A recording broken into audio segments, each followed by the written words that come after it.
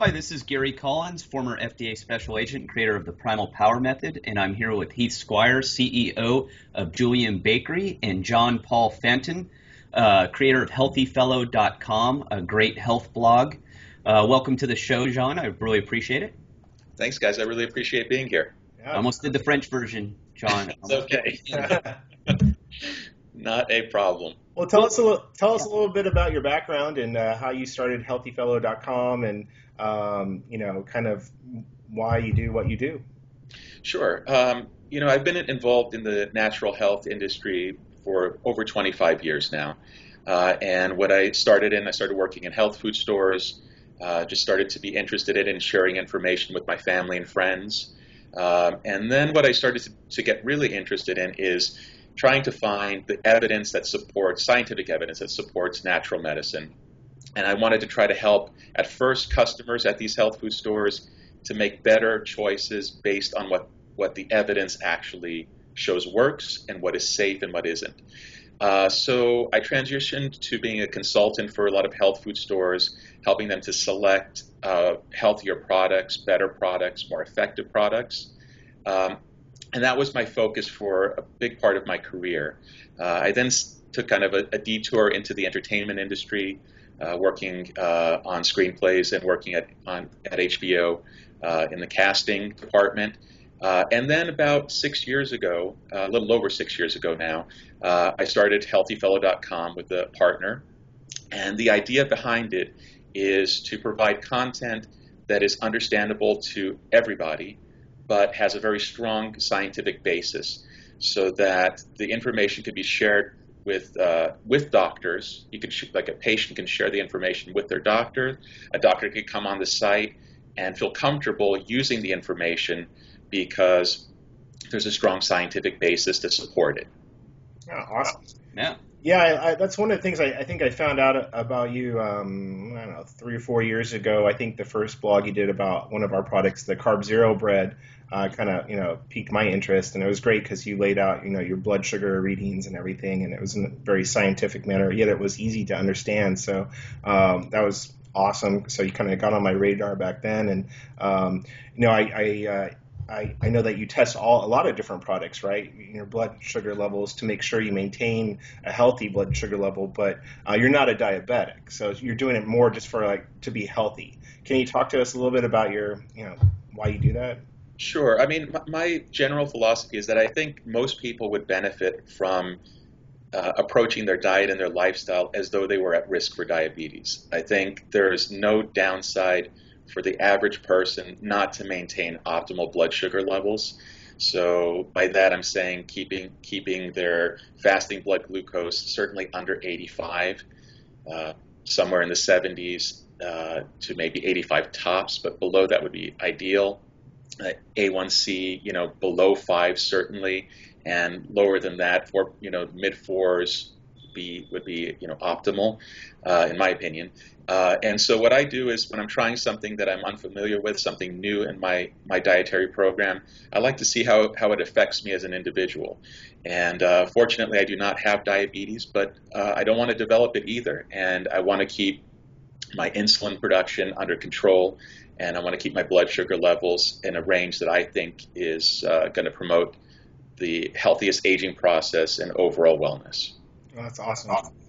And I saw that you were recently at Expo West and found a variety of different products.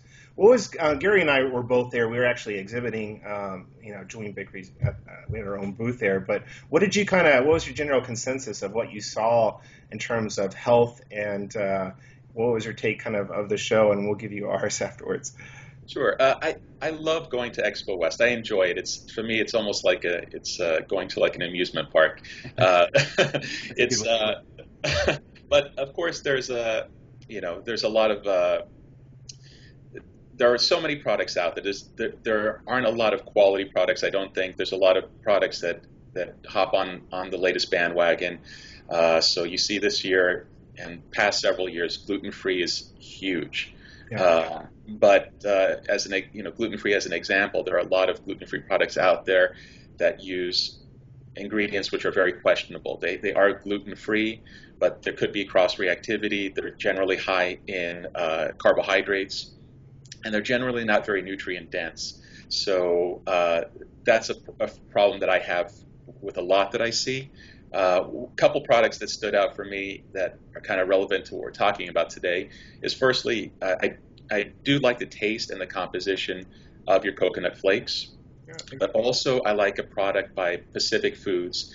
They have a new line that they feature bone broths, like traditional bone broths. So that's really cool. I saw that too. Yeah, the composition's great, especially, if you look at most broths on the market, they're virtually nutrition free. I mean, they're essentially flavored water, very little protein. They have sodium, basically. They're a good sodium supplement if you want extra sodium. but this new line has 9 grams of protein per cup, and the ingredients are very simple, and that's kind of a similarity between a lot of the products you guys make and their products. And I think broth is a great healing food. And so I think if you don't make it yourself, or you don't have a good local deli that makes it nearby your home, then this is a good alternative. So I was impressed by both of those products. Yeah, and a lot of people don't like making bone broth, even though it's pretty easy. But it's pretty hard. Sometimes it's hard to access the good bones by telling them, well, it's in your food. If you're getting your food from your local rancher, I collect my chicken bones after I'm done, and I just put them in the freezer in a Ziploc bag. And when I'm ready to make some bone broth, I just throw them in the crock pot and just make it. And it's really simple. I think I did a couple videos on how to make it, and people are pretty surprised about how simple it is. But now that it's gotten popular, though, the bones have gotten really expensive, especially on the beef side. You'll spend $18 just to make bone broth just off the bones. I've done it, $18-20, and you're like, oh man, it's cheaper if you can go get it somewhere else. I have a question for you on as far as your research on gluten, and I've talked about this several times. As far as if you have issues with grains, primarily obviously gluten, depending on if everyone eats wheat today, because that's what everything has in it, just ground up wheat. I talk about people who even celiacs but just have sensitivities that they shouldn't be eating grains at all because of the gluten derivatives, because it says gluten free. Yeah, the molecule is not called gluten, but it's very similar. So they get away and they can still call it gluten free. And I got in an argument over a gluten free company over this, a local one. And we went back and forth, and I said, hey, what you're putting in your products will actually have almost, if not the same reaction as if your client was eating wheat, if they have a sensitivity. And when they fought me back and forth, I went, I guarantee it. What have you found on your research as far as that?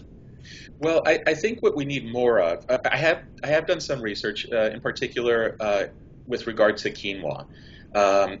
There have been, I want to say, a couple of studies that have examined the effect of adding quinoa to diets of people with celiac disease or with gluten sensitivity, and the results have been mixed. Some have found that it seems not to be problematic, and then there's some research that hints that it could be problematic. So ultimately, what I'd like to see, rather than breaking down the composition of quinoa and wheat and finding similarities, I think that's a good starting point. But I think ultimately what we need to do is we need to do some challenge studies, some experimental studies where we actually see, like what they're doing right now with gluten sensitivity. There are studies right now that they're doing in people who don't have overt celiac disease, but they give them gluten and then they remove it. They do crossover studies just to see if there's any effect, even if they don't have any clinical indication of celiac disease or any type of overt problem with wheat in their diet. And what they're oftentimes finding is that there are increases in inflammatory markers, or there are other symptoms that manifest even if they don't have celiac disease. And that's what I'd like to see more with like quinoa in particular, as it's becoming very popular, and a lot of these alternative grains, even if they're traditionally used grains, even if they're grains that are, they've been in the food chain for a lot longer than these newer grains. I still like to see how people react to them, and the best way to do that is to challenge it, I think, ultimately. I agree, and I've noticed that with because the biggest gluten-free substitute is oats and brown rice. Right. And I have a sensitivity to certain grains, especially wheat. I have a pretty severe allergy to it. And I'll tell you what, those brown rice and oat, it screws me up just as bad, if not Right. worse. And that's when I started researching it, and I found that it's just slightly off, but the molecule is very similar. Right. And not only that, but the cross contamination, because I would always hear, well, oh, Gary, that's just cross contamination you're suffering from. And all, no, it's a little more severe than that. And I know other people who have the same reaction I do. And and sure enough, anytime I go and dabble in the gluten-free, go get a gluten-free cookie because I'm afraid of the wheat, I actually do better on the wheat than I do on the gluten-free cookie. To be honest with you. Interesting. Yeah. Yeah. Yeah. Yeah. Well, one of the things I really enjoyed learning about in terms of your philosophy, as well as listening to some of the prior programs, is how much you guys endorse elimination diets, and just kind of gauging for yourself as an individual how you react to foods. Because as far as I'm concerned, no matter how healthy a food is, it can be a wonderful food. If for some reason, for whatever reason, whether your intestinal integrity is not great, or you have some predisposition for some type of a reaction, it could be a perfectly healthy food for the vast majority of people, and for you, you may just have a toxic reaction to it. And so it's really important to see for yourself what works and what doesn't. Start with some good guidelines. For instance, the paleo diet avoids many of the common allergens.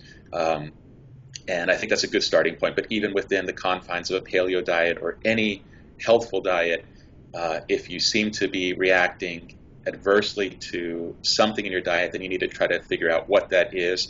And then at the same time, try to reestablish the integrity of your GI tract, and allow it to heal, and then try to reintroduce it if it's something you really want in your diet. Yeah, absolutely. I mean, that's one of the reasons late last year as a company, we actually got rid of all grains. And in keeping with tradition of only selling the products that I personally consume, I no longer eat grains. So, and also I didn't want there to be any sort of inflammation following kind of whether you're following paleo or not, it's really all about inflammation within the body. And I noticed as I got rid of grains, the inflammation from my joints disappeared. And so the last product that we had that we got rid of was the Carb Zero bread. Sold really well, but it was grain based. And now with coconut and almond flour, why not? Why not just focus on a full anti-inflammatory diet and eliminate grains altogether? Because I don't know about you, but I've noticed a lot of people, they go gluten-free and they're like, oh, I'm losing weight, and all of a sudden they start to gain weight, because they're just consuming so much more starch and sugar. And at Expo West, it was really evident that almost every product was gluten-free, but it's packed with sugar. And it's like you're going to end up gaining weight regardless of how healthy that product is. It's completely packed with sugar. And I think that's one thing that we do different, with our paleo products, is so many of them products on the market today are just packed with sugar. They're not paying attention to the fact that, that's going to cause you to gain weight. It's going to wreck your blood sugar, and you're going to have this spike throughout the day. Even though it's fruit-based, you're still going to have a spike, and you're going to crash later on, and you're not going to feel good. So it's all about doing like a low-carb paleo model for in terms of the products we sell.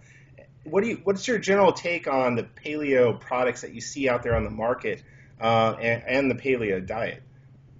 The paleo diet itself, I strongly endorse, and it's one of my go-to diets when I'm working with clients. If they're receptive to it, it's something that I happily endorse and I happily recommend, and I can guide people in. Where it becomes more problematic are people that, for instance, choose to live a vegan lifestyle, as an example, Sure. or people who are just unwilling to give up certain components that are not permitted in the paleo lifestyle, dairy, for instance. That's a tough one for a lot of people. Some people who are willing to do a low-carb diet, and they do relatively well, and they probably would do better on a paleo diet, but there are just some things they're not willing to give up, and so you have to kind of, it's a balancing act. But oftentimes what I find is let's say somebody wants to do a low-carb diet. I'll help them to do it as best as possible. And if they still don't get the results that they're looking for, but they get some benefit from it, then I could say, okay, let's take it to the next step. Let's see if we can make it even better. by moving it closer to the paleo diet. So sometimes it's an incremental shift to the optimal diet for them. And but just to piggyback off what you were saying, I think what I'm a big advocate of as a general principle with diet is nutrient density. So what I like about a lot of the products that you have, and what I don't like about a lot of other products I see, is that they will use ingredients for a purpose, whether it's mouthfeel, whether it's taste, whether it's to approximate the original version of it, but they'll be empty calories. And that will never work in terms of promoting good health. Yeah, absolutely. I don't know about you, but it seems like at the end of the day, regardless of the diet that you follow, Gary and I have really been noticing that it's really about calories in, calories out. And it's about cutting calories and increasing your calorie burn. And sure, there's a lot of different ways to do it, but we feel that following like a lower calorie paleo approach is going to burn weight the fastest. And what you do is just don't overindulge in the fat. And the fat will drop off faster because you're not overindulging in the fat. You're lowering the total fat consumption of your meals. And in return, you're lowering the total calories. But at the same time, you're also benefiting from this anti-inflammatory diet, and your body's going to start burning fat as energy if you're not over-consuming sugar. We think it's a real simple philosophy that so many other paleo authors and people in the paleo diet industry are just missing. It's a very simple principle. Would you agree with that? That a lot of it, is just about calories. Gary just most recently did this awesome post on the Twinkie diet, and obviously he poked a lot of holes in it, but this guy did lose weight on it, but sure, he was regulating his calories. Yeah, it was very strategic. It's been around a while, and it pissed me off, and I don't know if you remember that. It was the professor of nutrition at Kansas State University. I do recall.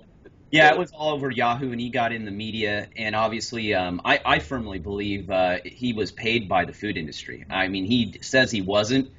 That's total BS. But what he did is he made sure to put in certain things. He had fiber in there. He had protein in there, and he spread everything out. He was real smart in the way he did it. And, of course, he never told you what his diet was before. He said it was a healthy diet, and that was it. But his diet that he ate, that was a Twinkie diet, was very well mapped out. You knew exactly what he ate every day. Right. Yeah, and I'm a little different. I mean, I believe in calories in, calories out to a point. I'm a little different. I believe it's quality of calories, not quantity. You can eat a low-calorie diet that's garbage and gain weight. Right. It's still low-calorie, but you're going to gain weight in the sense of it may not be overall weight. It could be negative weight, what I like to call. So you're going to be soft.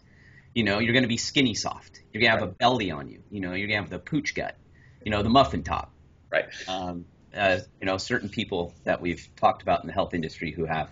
But, it's one of those things to where it's a balance. Right. And that's how I am. I'm one of those people where I don't measure anything. I never have really. I don't like to. It's a pain in the butt. And I just live my life the way I know how by the knowledge I have. I'm not deeply scientific as I used to be. I kind of just go by feel. I'm more of a feel guy.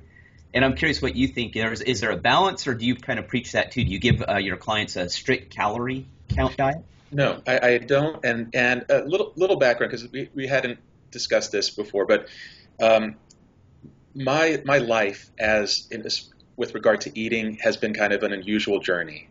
When I was an adolescent, I actually had an eating disorder.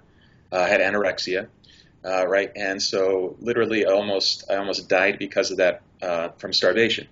I recovered, and then in my early adulthood, I actually began to go in the opposite direction. I was overweight up until about 7 years ago. Actually, I was about 265 pounds. I'm 6 feet tall, so I was overweight, significantly overweight. And I used a low carbohydrate diet to lose the weight and, to drop some 80 some pounds, 85, 80, up to 90 pounds at one point. And I never counted anything. I basically just tried to select foods that would adhere to a whole food based low carb diet. Didn't worry about it. Didn't worry about any of the macronutrients. I mean, I knew that I was getting a considerable amount of protein and fat, and also fiber, because I do believe that fiber, dietary fiber, depending on the source, is health promoting. I think the predominance of the research out there shows that. Some people believe that fiber is unimportant and not really very necessary. In the low carb community, in the paleo community, I disagree with that. I think if it's I do as well. Yeah. And but generally speaking, I don't think that counting calories is necessary for most people. What I do think is helpful is a food diary, because what we learned from the clinical studies out there is that, especially like when you look at the epidemiological studies out there, and you ask people, what do you eat? What they think they eat and what is actually pouring out, when you really analyze it closely, when it's a controlled environment, is completely different. It's part of the human experience. We just don't have a strong sense necessarily, most of us, of what exactly we're eating, what exactly we're doing, how active how much activity we maintain on a daily basis. We don't have a good measure of that unless it's controlled.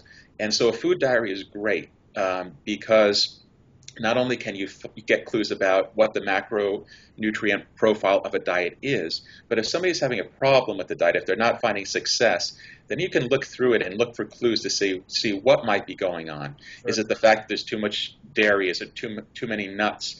Is there too much fruit in the diet, or too many high glycemic sources of paleo-friendly or foods in the diet? And that's possible too. Yeah, I think to your point, it is about quality calories, but, if you take a bodybuilder, for example, time and time again, they will put on a lot of weight and shed the weight, and they shed the weight by cutting their calories. And when I talk about calories, though, I'm talking about following a paleo diet. Right. And cutting the sugar. Obviously, we follow a low carb approach. So it's kind of like low carb, but moderate the fat. And what you're going to find is that you shed the weight very quickly, but you feel great, and you're ramping up your metabolism for a long-term, burn. So your metabolism won't crash afterwards. It's not just a 30-day plan. This is a way of living. But what we found is a lot of people cut the sugar or the carbs, and they start replacing it with fat. Or they're out there like taking in butter or all these things, and it's like they're overdoing it because it's almost like sugar to them. And what they find is that they're stalling in their diet. So I think it's without saying that it's definitely the quality of the calories and where they come from, and it's obviously low carb and low sugar, but it's just like don't overindulge in the fat, because I think that's where people are stalling right now. And a lot of the recipes that are out there on the market are either it's too much maple syrup, too much honey, or it's too much fat, and people aren't getting the results. I mean, if you want to get lean, shredded, you can talk to any bodybuilder. It's like, well, why are you eating egg whites? It's not that the yolk is bad for you. It's that it's full of calories.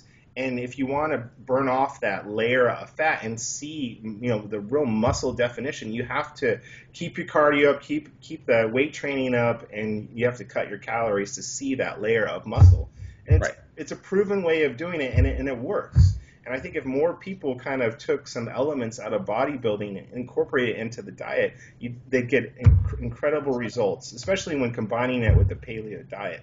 What do you think about that kind of approach? Yeah, I endorse it. I have no issue with that whatsoever. The only thing that I dissuade people from doing is reducing the amount of very positive fats when they're trying to reduce their overall fat consumption. Like as an example, we're talking about egg whites and eggs.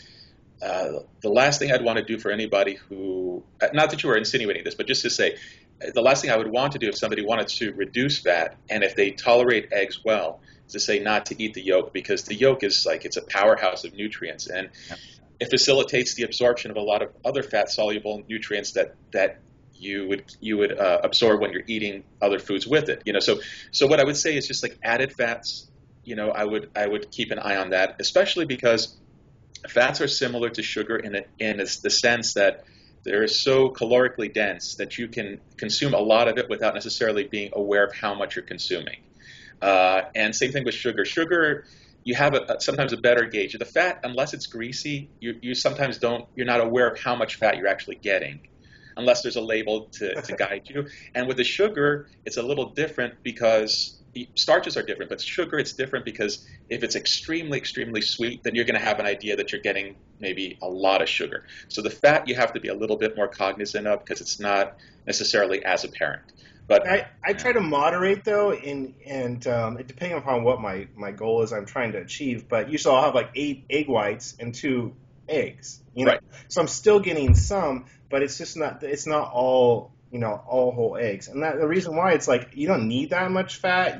It's just too much. Right. And especially if you're trying to get really lean and cut, or you're in that fat burning mode, you really want to drop a lot of weight fast. It's like it's too much. And sure, there's nothing wrong with the whole egg, but you don't have to overdo it. And, sure, I agree with that. I'm not at odds with you or about if I'm having whites, guess what? Maybe I'll have a little bit of bacon or avocado, but it's not all fat. You know what I'm saying? So it's like that. It's a healthy balance. And people are just like, hey, you know what? You don't have to count calories or think about them. That's not the case. And not if you want to not worry about gaining weight anymore. And given I didn't lose as much weight as you did, I dropped about 35 pounds, but I've been able to keep it off just through this moderation. Following a paleo diet, I figured out what my allergies were, and now I don't have to think about it anymore. So it's a much better place to be. Yeah, well, and I think it depends though. I mean, for beginners who are trying to lose weight, you have to factor in calories. For me, I don't have to. I've been at this a long time. I've been into health and nutrition for decades. So for me, it's kind of second nature. I don't worry about it. And I've always been physically active, and I've done it wrong. Don't get me wrong. Like everyone else, I did it backwards. But even then, I was fitter than 95% of Americans, if not more. Right. But with the calories, I think what people make the mistake of now too is, they say they just throw them completely out, and it's like, okay, it's okay to have 2 fried eggs in a stick of butter, and then have a cup of coffee with another half stick of butter in it. Right. And now you're ketogenic, and they totally misapply the term ketogenic. They drive me nuts with it. And understanding how ketosis and a ketogenic diet works. Right. And that's where I think it gets lost, is that they've misconstrued calories now. They said, oh, it doesn't matter, and then they're throwing a bunch in and not telling you, and just saying, well, fat's good for you. Well, yeah, but I'm not an Eskimo either, and I don't live in Alaska where it's extremely cold, and I use a lot of energy in order to keep my body warm, and I have to hunt, move.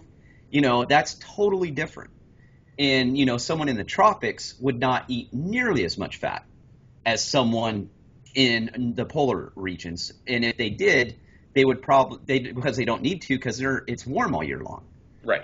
It's just they've just taken, and I think that's what I preach a lot of, is just use common sense and think about it. Yeah. Right. Just think about it. Go, okay, anyone who eats a stick of butter knows that's probably a bad idea. If you were to give, 99% of people, if you put a stick of butter in front of them and say, eat this whole stick of butter with your eggs, even if you have no background nutrition, you probably go, You know what I mean?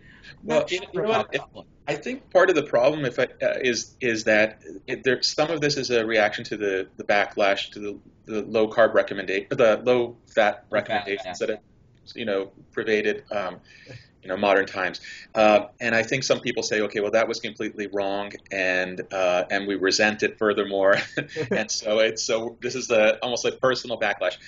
What I would say is this, though, is that if you have, like, for instance, when I lost my weight on a low carb diet, I had very little exposure to the low carb diet prior to that, and by sticking pretty much to healthy foods along the way, I was able to kind of figure it out by myself along the way. Now, mind you, I had some background in nutrition and in natural health and so forth, but the trouble I have with counting calories in some instances is that some personalities are such that it becomes too much. It becomes a stressful thing, and it depletes the joy of eating. Because I think even when you're losing weight, because I think a paleo diet, I think a low carb diet, for me, they can be very enjoyable, and I don't mind people counting calories if it's something that they can do, if they have an analytic type of mindset and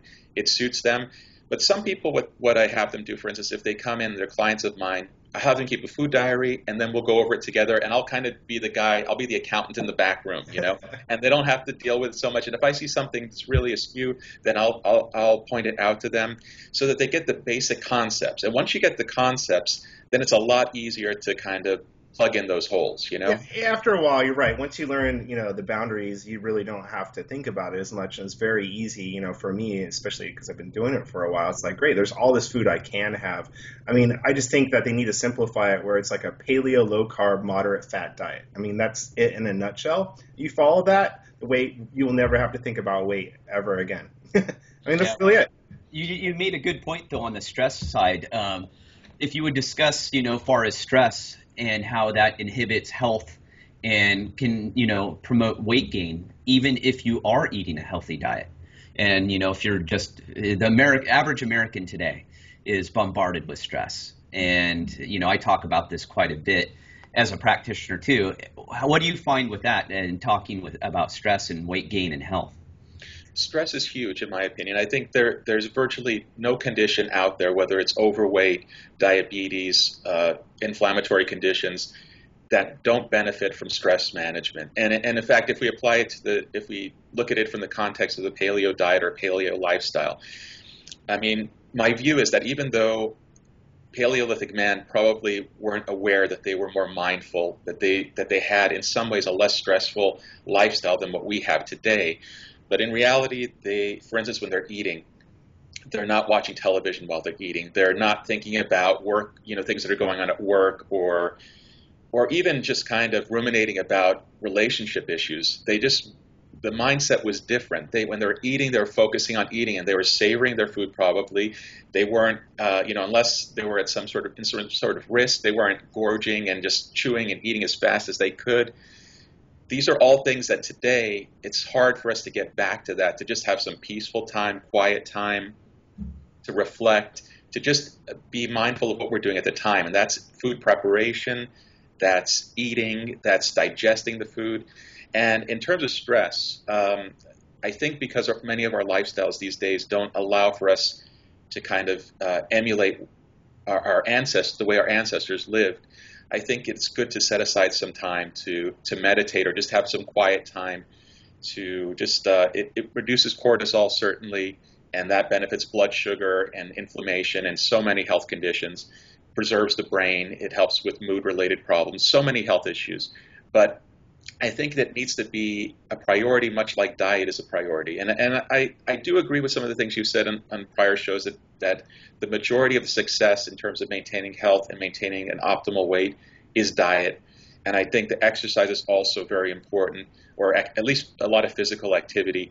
But I think that the component that oftentimes isn't addressed enough is the mind-body aspects. And that's just, allowing, because our mind plays such a big role. One of the things I was thinking about when we were prepping for the show was, I remember this anecdote that was given at one of Wayne Dyer's presentations. And he cited a study in which there were two groups of house cleaners that were working at like a hotel chain. And they monitored them. They gave them some education about healthy lifestyle and exercise, and for one group. And then the other group, they also let them know that the type of work they do, the vacuuming, the dusting, the cleaning, could count as being as beneficial as physical activity. And they followed them for a period of time, and they assessed the effect it had on their bodies. And those that understood or were mindful of the fact that their work was actually physical activity, it was actually kind of like cardiovascular exercise, all of a sudden their lipid profiles improved. They lost more weight. They had a lower waist circumference after the study in comparison to the other group that knew everything about diet and exercise, but just didn't think of themselves as being active each day or physically active in a meaningful way each day.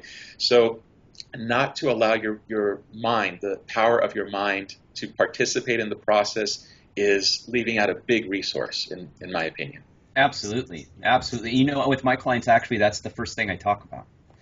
Before we get into any nuts and bolts, I actually ask them what's going on with their life, where they're at, And if they're in a bad place and they don't have everything together and they're not fully committed, I actually tell them, you know what, I'm not going to take you on. You have to get this taken care of first. Right. And then I can come in. And I mean, I'll help them. I'm sure like you, I end up being a part-time psychologist sometimes. Sure. And that's a big part of the health industry. It really is, because Right. the mental aspect is so strong. And the way I teach things, I think, is very different in the sense that I tell them, I go, hey, I'm not here just to make you look good in a bathing suit or for your wedding or what have you. I'm here to change your life. That's the whole point of this evolution, is that, I take this stuff very seriously. And if you don't as well, then I'm wasting my time. You can go get skinny doing 50 million other things and it won't work long term. But I want to fix you permanently if I can. That's the whole point. And I'm not perfect either. I'm learning all the time. I mean, life is life. But I think that's a good point to make, is the stress side of the health industry is really lacking in a sense. It's really ignored. And for Americans today, it's the biggest aspect that we suffer from. I mean, we're on this treadmill and we don't know where it goes. It doesn't go anywhere. Right. And until you kind of disengage yourself and say, okay, why am I unhealthy? Okay, is it my relationships? Is it my diet? Is it my exercise level? Okay, maybe it's everything. And I think that's the point where we're at in society today. We got to take an overall wide approach. And mindfulness is a big one. It's just relaxing. I mean, we just don't know how to relax anymore. Right. I mean, even our vacations are stressful. BlackBerry, phone, Sure. emails, it never ends. And I'm getting to the point where I'm trying to figure out how to get away from it. And I'm doing a decent job, but I'm noticing that my stress levels comparably to a couple years ago are night and day. People say, oh, Gary, you just don't care anymore. And I go, that's a little bit of it, but I've learned to let things go and realize that I can't control this stuff. I just can't. And if I don't answer that email that's stressing me out right now, is my life going to end? No, it's not. And it may teach the other person on the other side that, hey, maybe you shouldn't send me that email at 9:00 at night or whatever. Maybe wait till the next morning when I can do something about it. Right. And also people, in general, we take cues from other people's responses. So if you are always on top of replying immediately, then that's going to be the expectation. And then it becomes a vicious cycle. A couple of things I just wanted to mention with regard to mindfulness, because it's a few tips that I think help my clients a lot, and maybe it might help some of the listeners here, the viewers. Mindfulness, I think it's really important that when you do a food diary, that you look over it at the end of the week, for instance, or a week or every 2 weeks, and look over the foods, and if not writing it down, at least think about it in your mind, saying, okay, I had some wild salmon, or I had some grass-fed meat, or I had some broccoli, and the reason I'm doing that is because the salmon is a great source of omega-3 fats and astaxanthin, and it's going to help to lower the inflammatory response. Look over what you're eating and be aware of why you make the choices you make, because so many times when we get busy or we get into this pattern, we don't realize the effort, all the thought that actually went into it initially. And just realizing that we're making all these great choices, I think, allows the mind to participate in the benefits the body receives. And the same is true with supplementation. I think that much like, many people go for like a yearly physical, at a bare minimum, make a list of your supplements and do a yearly physical on that list. Look them over. Do you still need them? Do research to see if the supplements you're taking are still the right ones for you, or consult with somebody who would be willing to do that for you. Like I do that for my clients all the time. Periodically, I look them over, I change things, I explain why we change things so that you know what you're taking and you're confident in it. Because if you're confident in what you're taking or what you're doing, the effects will certainly be better. Yeah, I think that's an interesting point you raised there, where a food diary is actually holding you accountable. And I think it's allowing you to really critique what you're eating and what you're consuming. I think it's awesome. Not only should you do a food diary, but you should also do a physical activity where you can be held accountable. That's where I think if you can afford a trainer, even if it's once a week, that you're paying somebody to be held accountable. They can review your food diary for you. You're going to get into the gym. You're going to get yourself ready, even if it's once a week, and they're going to train you how to work out properly. And I think accountability is huge. And I think getting the right trainer and getting the right person obviously is very key also, but accountability is lacking, and especially when you're really stressed out, accountability just goes out the window. It's like, I'm too busy, and you get stuck in this rut, and the next thing you know, you're out of shape. Right. You're gaining the weight. Well, accountability is not the American way anymore. It's blame someone else for all of your faults or wait for someone to fix it for you. And that's a roadblock you have to get through as a practitioner too, it is accountability. But it's also kind of what I tell people also is once you get in tune with your diet, once you figure this out, the beginning's painful, just like anything else in life. You're learning something brand new. But you will think about food less and less. And guess what will go down as you think about food less and less? Your stress levels. Because you won't be stressing out about, oh, I've got to eat this. Oh, this meal has to taste absolutely fantastic. And what we've done is we expect every meal to be some culinary orgasm instead of realizing that food is fuel. Right. It doesn't have to taste like, a brick or sawdust, but every meal doesn't have to overload every sensory you have in your body all at one time. Right. Yeah. And I think a couple of things is that many of the foods that are so popular, and a lot of the foods that, in fact, you find at Expo West and elsewhere, at Whole Foods markets, wherever you go, they're formulated in such a way to really prime your brain, to stimulate pleasure centers in your brain. Yeah. And so you have to back off of it. It's almost as though, if you're drinking 10 cups of coffee a day and you have certain energy level because of that, as you cut back, there's going to be an adjustment period, and I drink coffee myself. I'm not knocking it, but I'm just saying it's the same basic principle. There are foods that don't necessarily contain stimulants, but they stimulate your brain in certain ways to provoke certain feelings. I mean, comfort foods are given that name for a reason, and so definitely. But I agree 100% on both. And I think, I definitely think a trainer is a good idea. And in fact, even for the mind-body things, if you want to meditate or you want to try to become more mindful and you just feel like you don't know where to start or you just need a little support is sometimes all you need. Somebody to say, look, here are some tools, and then you can check back with me whenever you want for some inspiration, for some guidance. Just so support is huge. I wanted to ask you one last question here regarding, you talked about losing almost 90 pounds, right? And right. I'm sure, I would assume that probably the first 50, 60 was probably easier to lose than the last, let's say 20 or even like the last 10. First of all, did you have a specific weight that you wanted to reach ahead of time? And were you driving towards that? And can you talk to us about what you did? Did you make tweaks to lose the last 20 or 30 pounds in order to reach that goal, if you had one? Yeah, I think it certainly was easier at the beginning. I didn't actually have a lot of significant stalls, but towards the end there were a few spots where things slowed down. I'd say maybe probably within the last 10 to 15 pounds, there were a couple spots where, because I was keeping a food diary at the time and I was documenting my weight, and I did notice that it slowed.